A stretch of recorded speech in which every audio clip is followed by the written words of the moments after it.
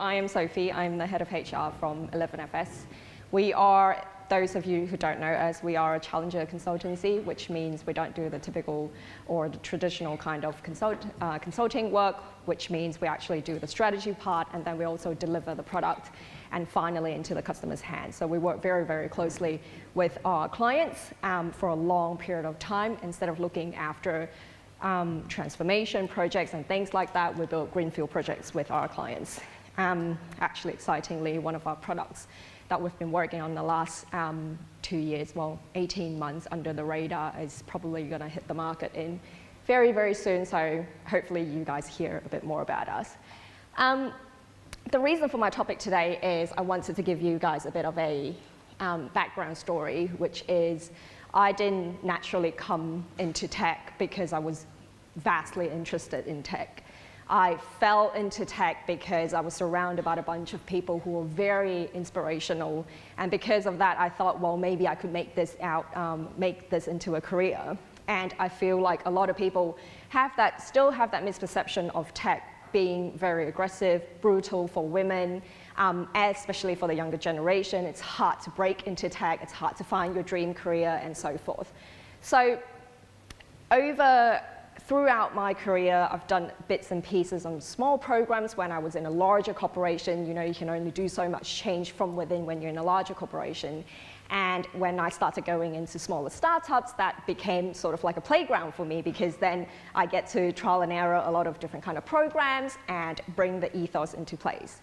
So a few of the things that I would talk about today is what 11FS has been doing in order to drive this change and actually bridge this gap. Instead of us trying to bridge the gender tech gap, we're trying to make sure that the younger generation, which is our future generation, who are eventually going to be part of us, gets as much information as we can give them as possible, and also try and educate them from within what it actually feels like to be working in an office surrounded by tech people who are very, very heavily industry focused. You would notice that when we talk about diversity, we talk about how we want different colors, different genders, and so forth. But what we're trying to do is make sure that you're also adding a mix of the younger people, the less experienced people, into this diversity mix.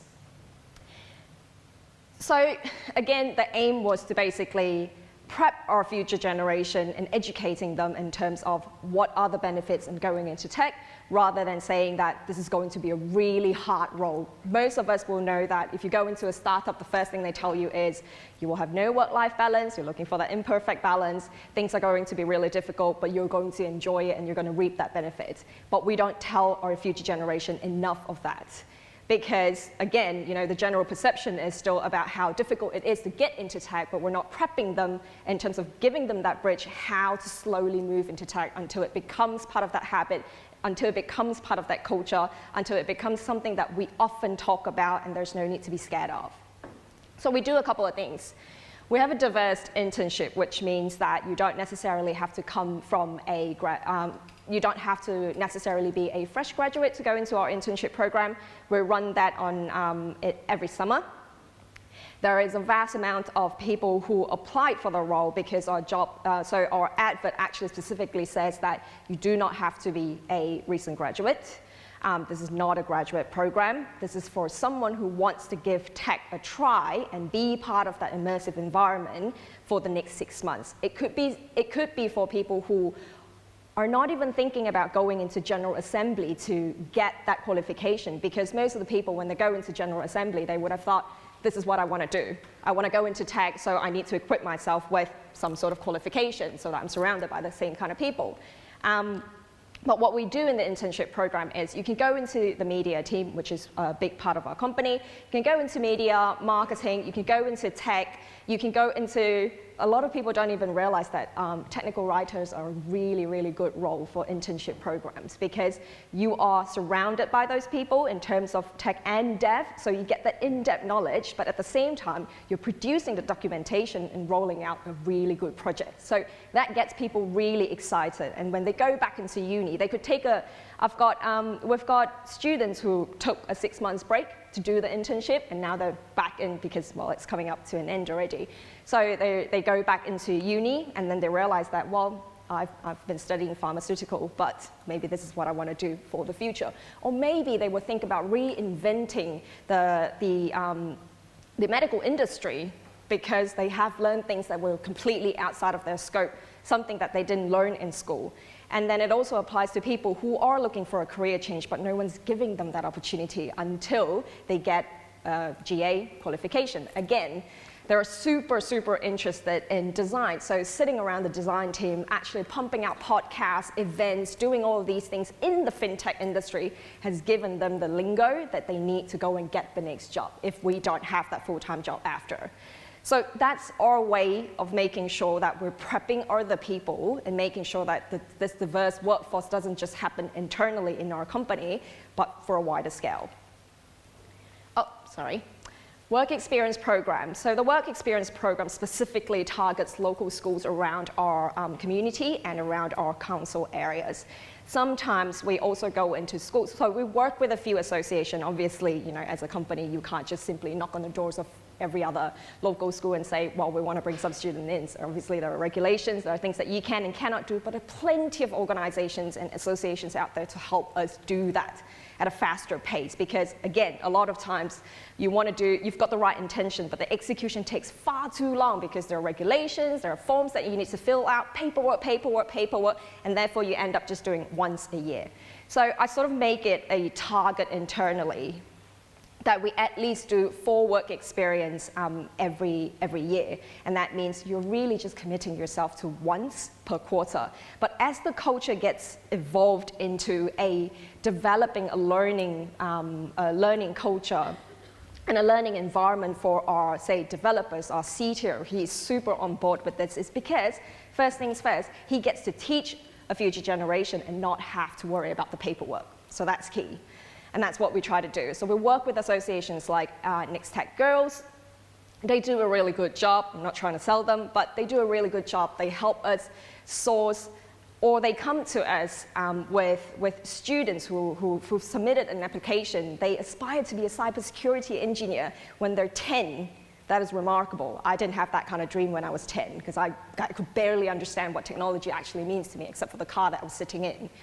So because of what we do, and we partner with the people or the associations out there to try and make sure that doing this and having the right intention doesn't mean that you absolutely have to put in a very niche program.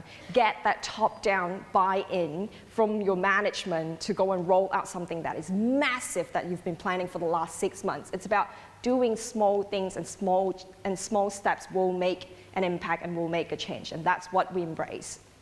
So again, back to the work experience, we've got a few stories that we're really proud of. It's on our website, you can read. Sometimes we put a blog out, but we also then give the opportunity for the work experience person, either a student or someone who's doing an internship, to write that blog experience themselves, because then it's about learning and picking up, and then you'll finally see that at the end of the 6 months or at the end of the work experience, they've picked up lingo that they never really understood and never really realized that it was around them all the time. So that was a great way for us to give that back. Again, we don't put a lot of structure into it.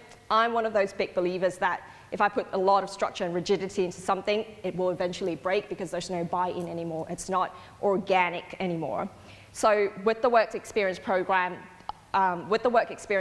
what we do is we make sure that word is out there that we're willing to take on local students if they want to learn or spend half a day, spend 3 days a week, get their approval from their schools and also their parents to come and learn something different. They can be anywhere in the organization, any part of any team, as long as I know that there's a support system, which technically just means that HR is supporting that onboarding, and then there's a manager or a buddy to look after them throughout that period. It's not as daunting and it's not as difficult as it sounds, but it's actually a really enjoyable experience. So we also speak at local schools because we work with them. For instance, there are founders for schools. We go there, they usually run mini career fairs from time to time. These are, again, local schools around the area. If you live outside of London, sometimes they get involved in their own local community, and that means that all HR really had to do was give them the guidelines of what they can say, what they should say, and how they should they should represent themselves as an ambassador for this entire program. And so therefore, they go off in their own time, they do a Saturday speaking for half an hour and talk about how great being a CTO is, and that's great. And it doesn't necessarily just have to be tech, it's just, again, maybe I can speak the lingo, but I'm not a developer, but I thoroughly enjoy being immersed in that environment, and I love fintech. It feels like it runs in my blood right now, but it didn't 6 years ago. So that was really important for me to be immersed into that experience, and because of that, I can continue to be successful in the things that I dream of doing and be very passionate in the things I'm doing. It's because I was given that information, I had that opportunity, and I was educated in the right way. So this is what we're trying to do as well. A coaching and mentoring program, we initially started this off as a guild framework for our learning and development internally. We were about 30 people then. After a year, we're about 130 people now. So the guild function is a learning and development function for us, and one of the elements in a guild framework is coaching and mentoring. So initially we did that internally because we wanted our culture to also be an internal learning platform. There are a lot of rock stars that you will hire. You know how sometimes your hiring manager says, oh, I want X, Y, Z because they're amazing at what they do. You bring them in and then they never get the opportunity to teach the people around them internally.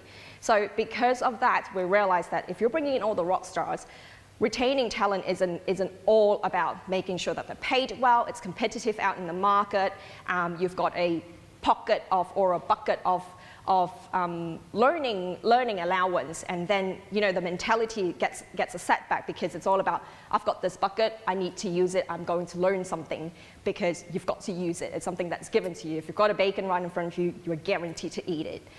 But on the other hand, what we're trying to do and what we're trying to encourage people to do is learning doesn't necessarily have to be a subset of agenda throughout your career development. It's about sitting right next to someone. If you've got a question, ask. Maybe I've got skills that was never really portrayed in the HR world that I can teach other people. Business acumen is never really going to just only be in a business school. Everybody goes into a business school to learn them, but they didn't really come from that area. So what we're trying to do internally is that guild function, and because it worked, we've now expanded it out externally, which means every line manager has a coach hat from time to time, and they have metrics around them. That's how I measure effectiveness of our line managers. But at the same time, they don't need to just practice internally, which means they are obligated to go and find a coachee and then be a coach and practice doing that. What we want them to do is go out to their external network. How many of us already have an external network, an external community we're part of that is never really crossing the lines, or they're never really immersed in our internal sort of culture and internal branding to start with. So because of that, a lot of our line managers, they actually go out and perform these coaching experiences and these coaching exercise to people outside of their network and people in their network as well. So when they bring the learnings back, we've got a key thing in our company, which is retros. Every Friday is retro day, which means if you don't talk about the things that you have failed and you have succeeded, you're never truly learning, and that's what we do. So we emphasize the fact that retros are really important. Doesn't matter if it's 10 minutes, 15 minutes, depending on how big your team is, remote, scattered, anywhere in the world. And because of that, part of the learning program as well, we bring them back in the coaching program. We bring them back in, we bring the retros in, and then we emphasize on how we refresh our guidelines, making sure that every single person in the company, it doesn't matter what rank, what level, what status you have in the hierarchy, you're always going to be readily becoming a coach. And that's what we're trying to do. So the whole idea of doing these kind of programs and putting them into place is to make sure that we bridge that gap as much as possible. We're not saying that we want to try and change the world and how the world thinks, but one step at a time, hopefully we'll get there. We take this ethos a lot, especially in the talent team. We're hiring for the future, it's never really for the present. You don't go out and hire someone because they can do a specific job right now. It's about making sure that they come in, they can do that work, but then also ask them a very important question. What's their added value? What else can you bring onto the table? What else can you do after that? So that's really what we do.